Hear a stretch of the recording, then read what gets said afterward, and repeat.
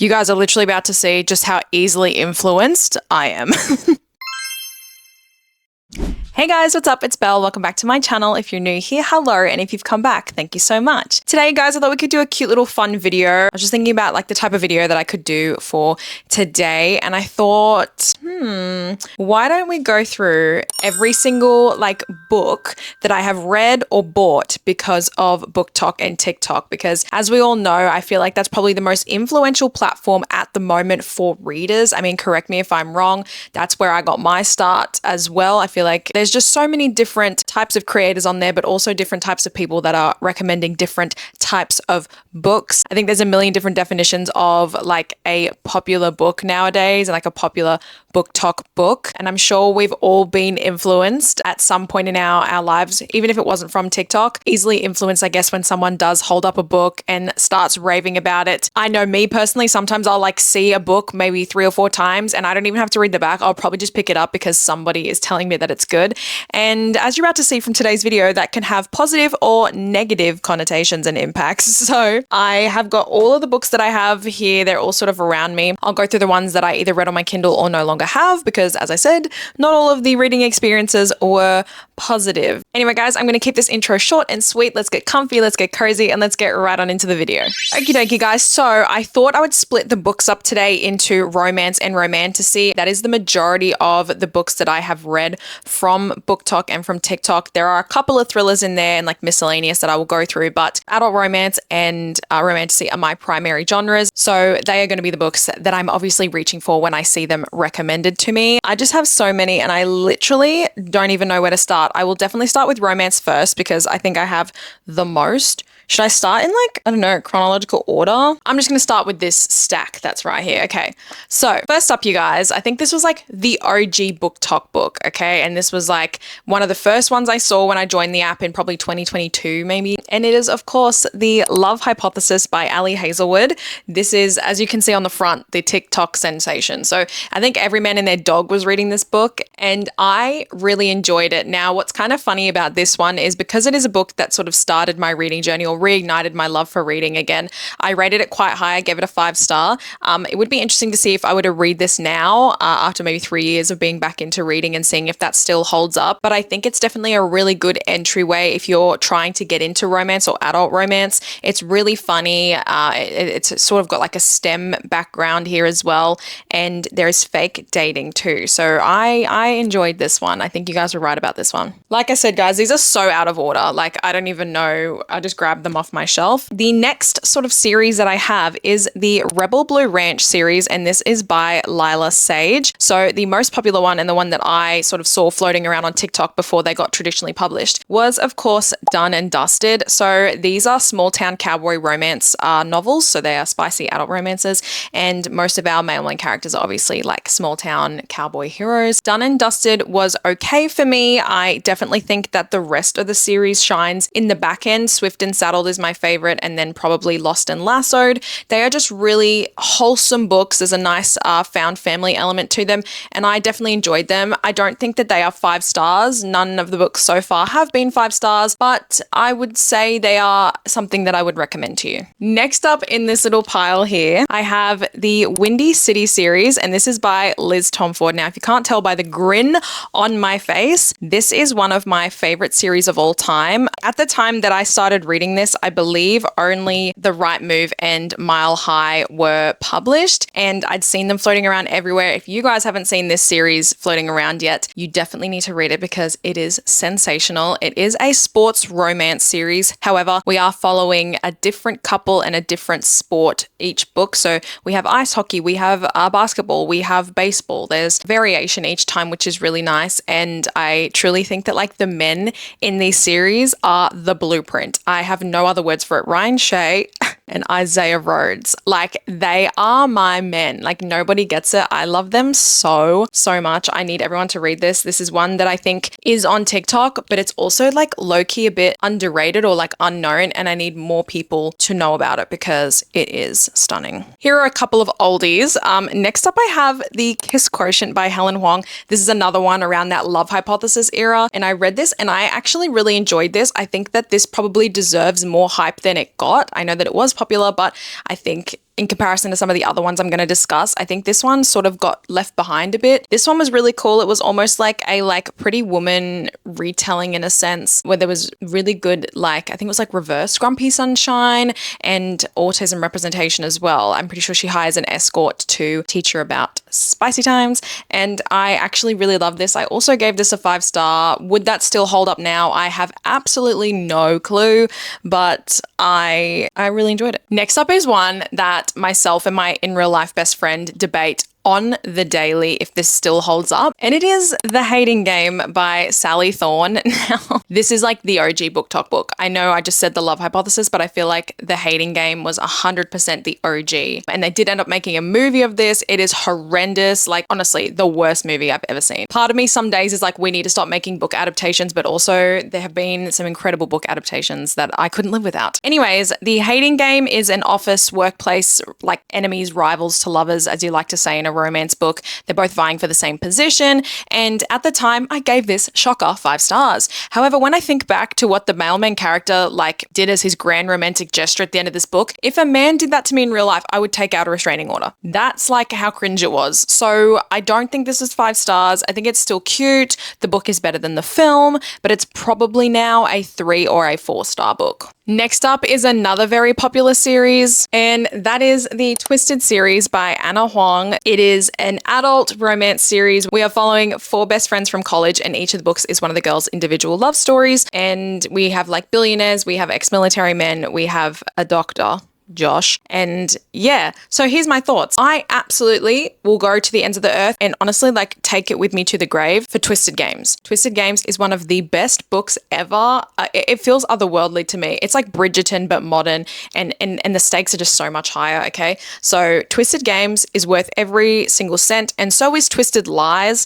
Twisted Love and Twisted Hate, I have a love-hate relationship with, because it makes me really sad that some people will read Twisted Love and then write the series off, because Twisted Love is not great. It's really average, it's cringy, but Anna's writing, you can tell, truly improves as she keeps going and she keeps writing. I think the series as a whole is worth it, so you just sort of have to push through, but honestly, the whole series is worth it for Twisted Games alone. I'm being so serious. Now, I have read this whole series as well, I just didn't want to pull it off my shelf, and that is the Dreamland Billionaire series by Lauren Asher. Obviously, the first one is The Fine Print. I loved this series. The Fine Print and Terms and Conditions were both 5-star reads for me. I still think that would hold up. I think they were my first 5-star reads of 2023, I think. And I think they were so fun. I enjoyed this series a lot more than Lauren's new series, but the last one, The Final Offer, was a little bit weak. And I think that's because Lauren's making her books too big, and that's my personal opinion. I think she really shines when she's writing those 300, maybe 350 page romance novels. I think sometimes she can make them drag a bit, but I definitely think the series was worth the hype. Next up is another very, very, very popular series. I think if somebody says BookTok book, they will probably hold up the first book in this series, and that is the Maple Hills Trilogy by Hannah Grace. Now, I heard a rumor somewhere that this series was done now. Even though it's was a series, I'm just going to call it a trilogy because somebody was telling me that they're all done now. So here are my thoughts on this series. Icebreaker and Wildfire, I gave 5 stars, and Daydream was terrible for me. It was a 2-star, maybe a 2.5-star read. Upon reflection, Icebreaker is probably a 4-star. Wildfire is definitely a 5-star. Wildfire, I think it's an unpopular opinion, but Wildfire is the best book in this series. It's a solid 5 stars. It's super atmospheric. If you love camp rock or always wanted to be a summer camp counselor, you will love Wildfire. And then Daydream to me just felt super weak because I could tell that it was rushed due to high demand, and unfortunately that does happen with some series, and I think Daydream definitely needed a little bit more love. Are these a great way to get you into spicy romance? Absolutely, but if I were to recommend one out of the 3, it would be Wildfire. We've got a couple of standalones up next. So the first one I have here is The Wall of Winnipeg and Me by Mariana Zapata. Now, I saw this floating around because everybody was saying to me that Mariana Zapata is the queen of slow burn, and I absolutely love a bit of slow burn. This is a marriage of convenience between a football player and his assistant who really dislike each other, but he is Canadian and needs her help to get his American citizenship to keep playing in the States. So they enter a marriage of convenience, and I think he agrees to pay off her student loans or something like that, and it's really slow burn, and I mean slow burn until the very last second. I loved it. It wasn't 5 stars. I think it was a 4-star, 4.5, but I still think it's worth it. Now, next up is one that after reading this, I think I read this halfway through last year, I want to say. The more I think and like see this book on my shelf in passing, I think differently about it all the time. And it is a love letter to whiskey, and this is by Candy Steiner. This particular edition is the 5th anniversary edition, which was the edition that everybody was telling me to read. The only difference between this version and the original is we get an entire, almost second half to this book through the male main character's point of view and like his recount of the events. Now, here's how I feel about this book in particular. I actually would have preferred for the story to end where it originally ended. I do not think we needed the male main character's point of view because it was a complete recount.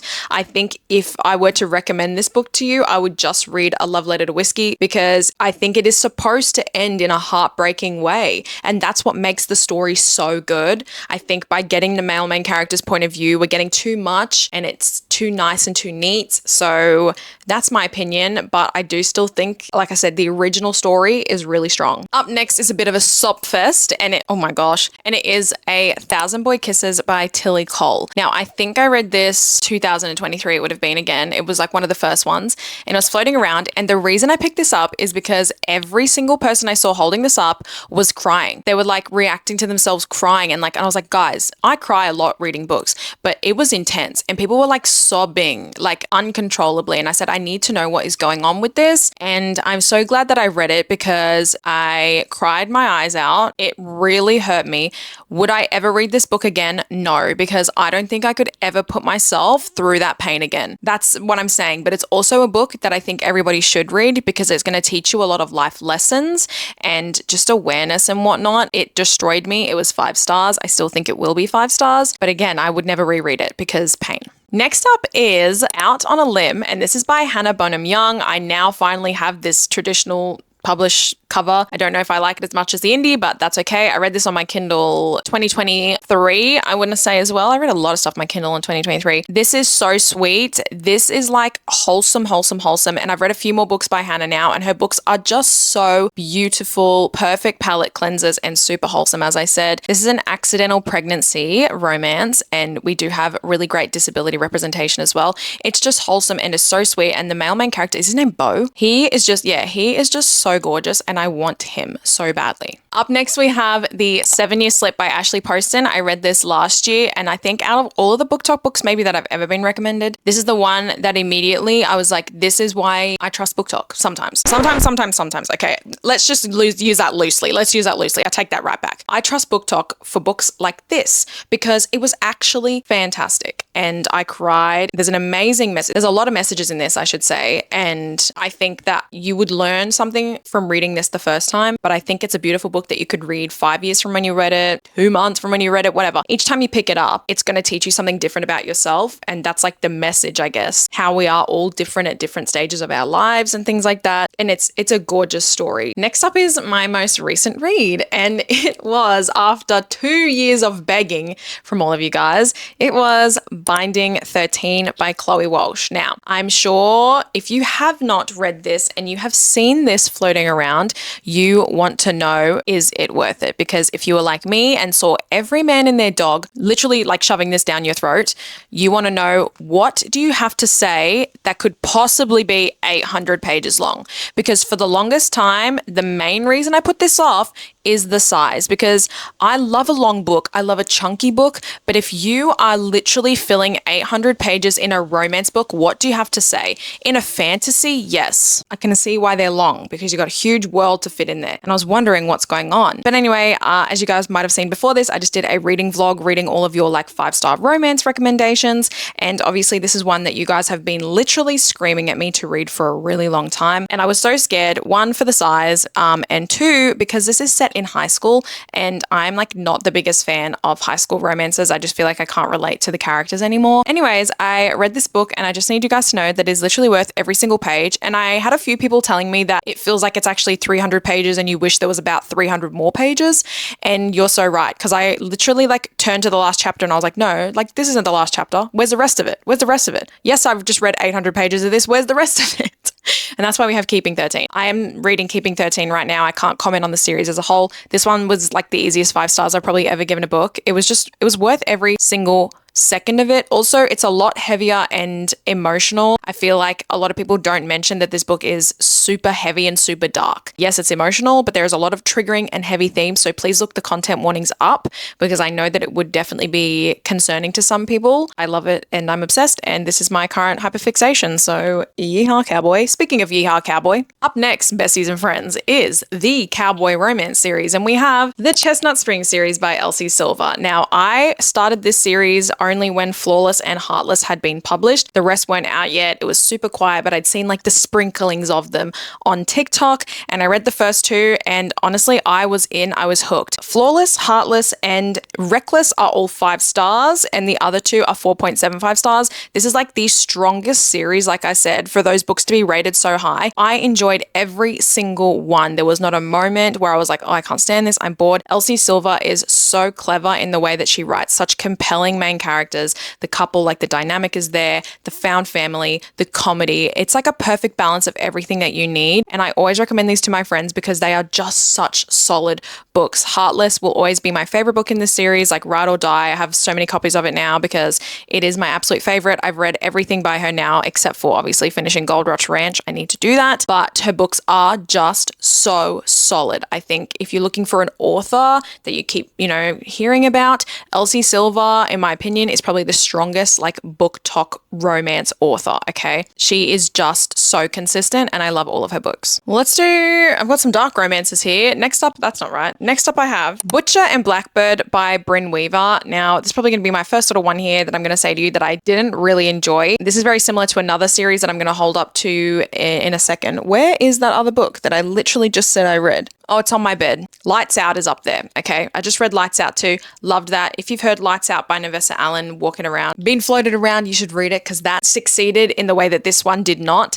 I think I was super cringed out by like the spicy dialogue. I think it just didn't work for me. Also, the story was not that strong. So this one, I think I gave like a 4-star, but I think it's about a 3. I wouldn't recommend this one. Next up is a bit of like general fic. I mean, it didn't really sort of fall into definitely romance, but we have The 7 Husbands of Evelyn Hugo. Now, this one is everywhere and everybody loves this. It's a lot of people's like favorite book of all time, and I can definitely see why. I ended up giving this a 4-star. I think it was super compelling, and again, another one that I didn't realize what was sort of going to go on before I got into it, and I loved that because it really surprised me. I just had the best time reading it. I definitely recommend. Next, we have The Song of Achilles. This is by Madeline Miller. This one's kind of interesting for me because this took me almost 7 months to read, and I almost DNF'd it in the last 30 pages or something like that. But something in me was like, Belle, just finish it. Like, just see, you're almost at the end. Like, why are you going to close the book? Song of Achilles is this romance between Achilles and Patroclus, and it spans like almost 30 years. And I was reading this book and I was like, why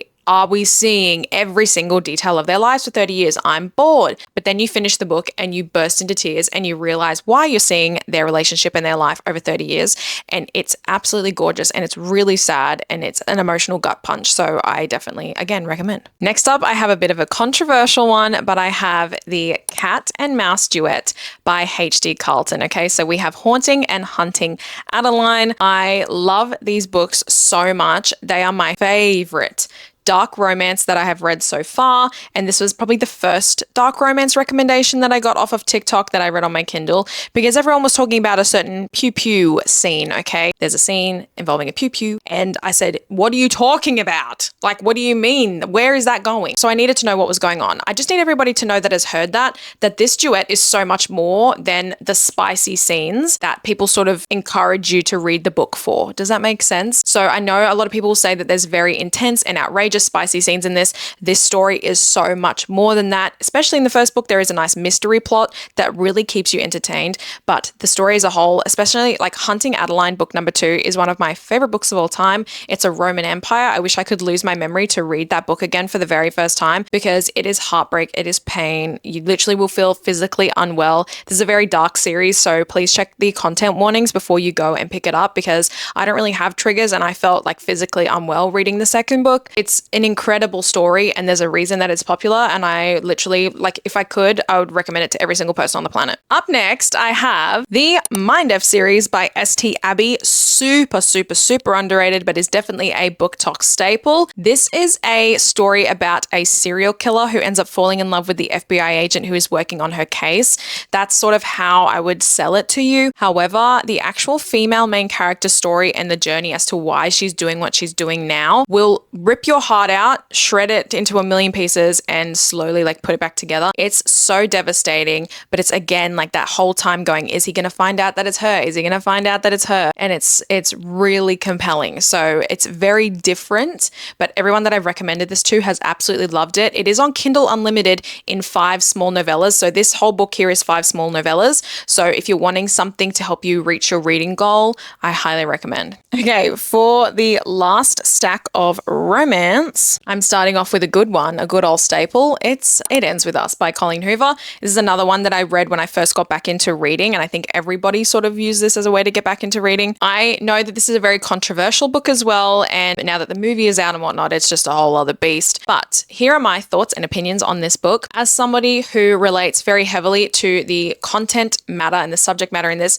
book was very healing. I also got my mum to read this book, and I think that it's also a book that is going to spread awareness and save lives, and I think the movie has done that. That's so important that I think people are aware of domestic violence and the repercussions that it can have as well, and how serious it is. So that's why I think this book is great. Is it a perfect book? No, but I will always give it 5 stars because it really moved me, and I will never forget like finishing this book. Up next, we have some books by Emily Henry, who is definitely an auto buy, I guess, like BookTok author. So the 3 books that I have read by her, I'm trying to read her books in publication order. We have People We Meet on Vacation, Book Lovers, and Beach Read. Okay, so I read People We Meet on Vacation, then Beach Read, and then Book Lovers. So I've read these 3 so far. I like them. I wouldn't say that there's anything life-changing about these books. Book Lovers is definitely my favorite. I think that's maybe an unpopular opinion. Of course, I've yet to read Happy Place and Funny Story, but I would really like to. I think her writing is so interesting. It's refreshing. It's really easy to understand. Her comedic quips are really great too.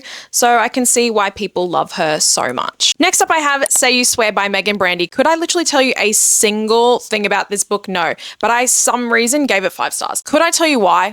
Absolutely not. I remember that I cried, and that's why I gave it 5 stars. And that's embarrassing because I only read this last year. I can't tell you what it's about because it will spoil it. But I mean, yeah, can you read it and tell me why you cried, and then maybe it will reignite my memory, and then I'll tell you if I recommend it.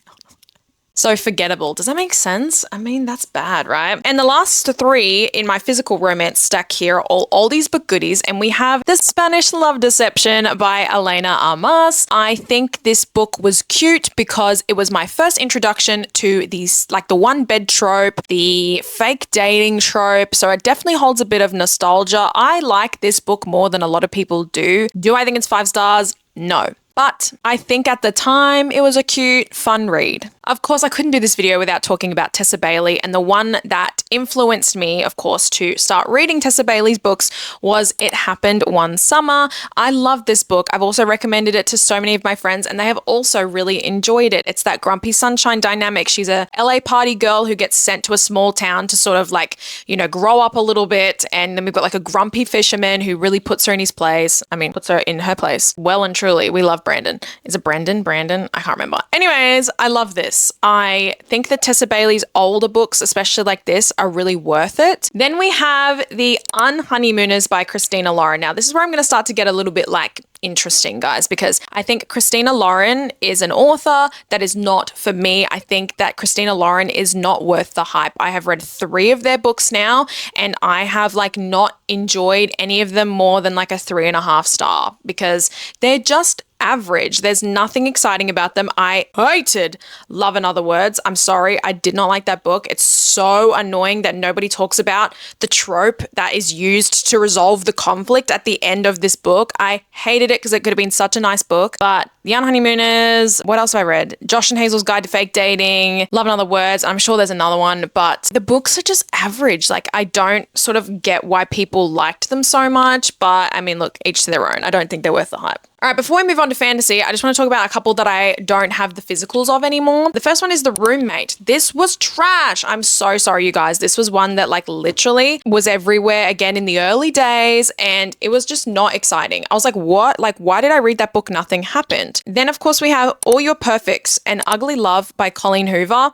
This is why people don't like Colleen Hoover. I can get behind it. I can get behind it because these books were awful. Like, sorry, everyone's valid and entitled to their own opinion, but for me, they were just not it. You know, a couple of weeks ago, someone was making a joke that Colleen Hoover's quitting writing, and like, fair. Priest by Sierra Simone. This was a DNF after like 8 months, and I couldn't do it. It was bad, and I love a dirty priest romance. It was not for me, besties. Next, we have Credence by Penelope Douglas. I hate to say it, guys. I love this book for the vibes. I love this book for the vibes, the overall story, and who she ends up with. No, jail. I could give it like 2 stars for that. Do I want to read this during the winter months for the vibes?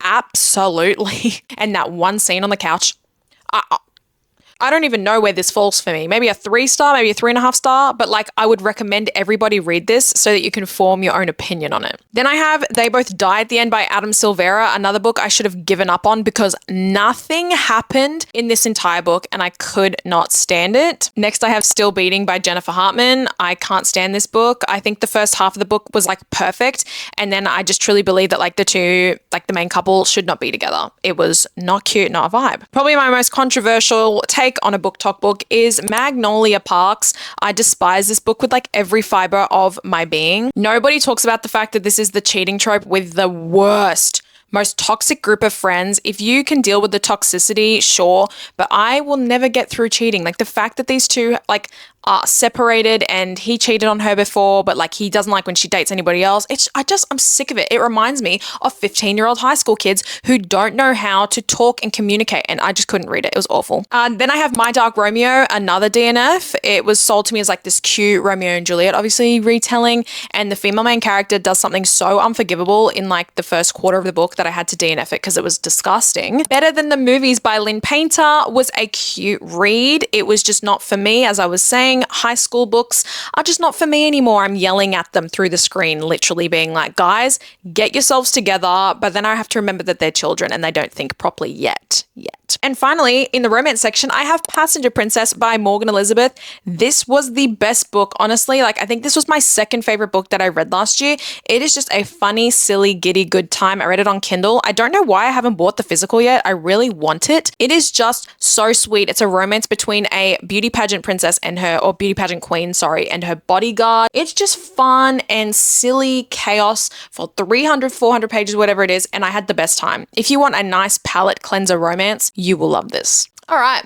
Let's get into the fantasy romantasies. Alrighty, so this pile or section is going to be a little bit shorter because I only started reading like fantasy, romantasy, dystopians again late 2023, and then mainly like the majority of 2024. I was like, I'm here. I used to read it a lot as a kid, and I just felt like it wasn't my jam anymore because I hadn't discovered romantasy, okay? Adult romantasy. Like I said, I struggle with the young adults unless it's done well, but proper adult romantasy, when I found out that was a genre, I was so in and I was so here. So let's just get the one that everybody knows off the top of their heads, okay? It's Fourth Wing by Rebecca Yarros. This is probably the biggest fantasy series in the world right now, other than another one that I'm going to talk to you guys about. And it is so worth it. I will 100% tell you right now that as someone who did not read romantasy, this is the perfect segue for a romance reader wanting to dip their toe in, because Rebecca Yarros is a romance author first, and she makes it so easy for you to slide into this genre and understand the world. It's not too complex,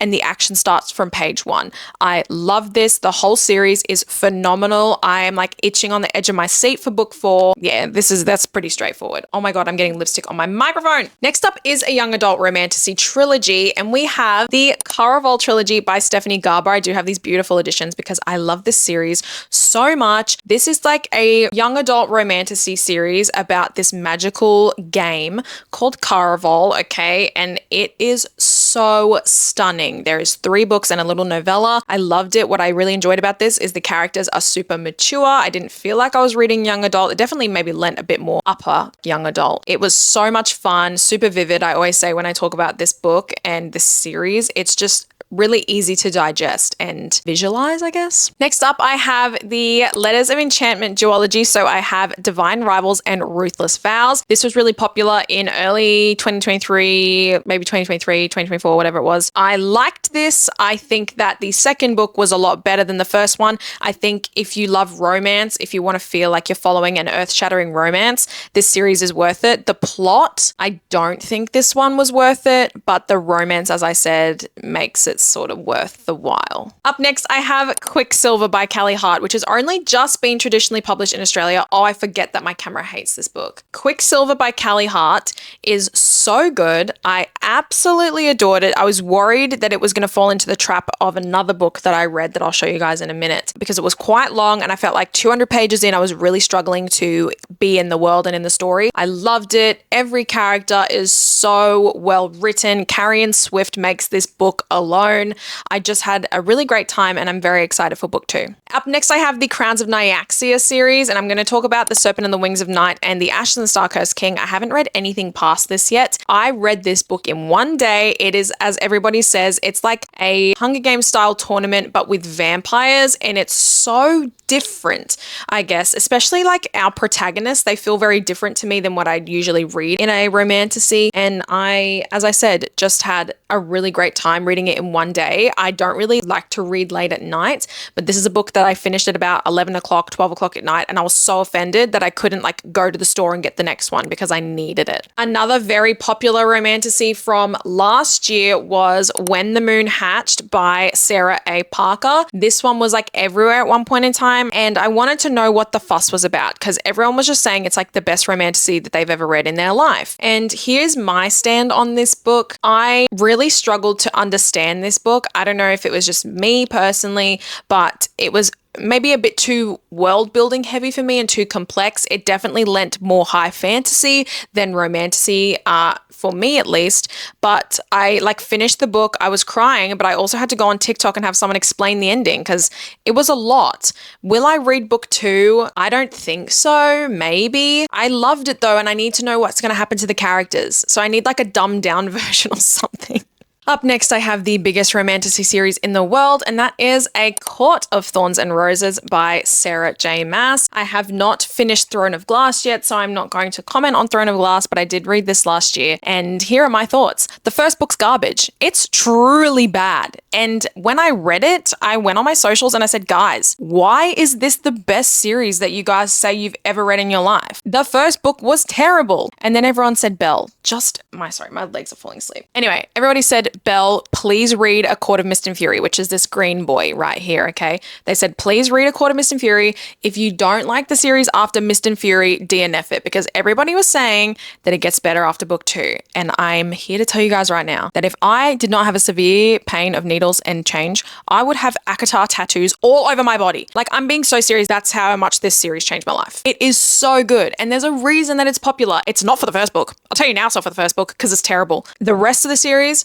stunning. Stunning, worth every second. Before we move on to a couple of thrillers that I have, the final little series is more dystopian, and it is the Shatter Me series by Tahera Mafi. Now, this is a series that I think slid under my radar when I was reading these types of books back in high school. So, you know, the same era as like The Hunger Games and Divergent and Maze Runner, obviously books that I read when I was younger. And I read this last year and I really love it. The characters in these books feel like my family, and that's the only reason why I continued the series. I think the first 3 books, Shatter Me, Unravel Me, and Ignite Me, are really strong both in the plot and the character development. The rest of the series, the back end, you could go without reading. The only reason I read it is because of Kenji Kishimoto, and Aaron Warner, okay? Like, the characters, like I said, are the only reason why I finished the series. Sometimes you will read a character-driven series, and that is this one. But if you want to try it out, read the first 3 books, they are worth it. The rest, if you love the characters, you'll love them. Finally, you guys, I have a couple of thrillers. The first one I want to talk to you guys about is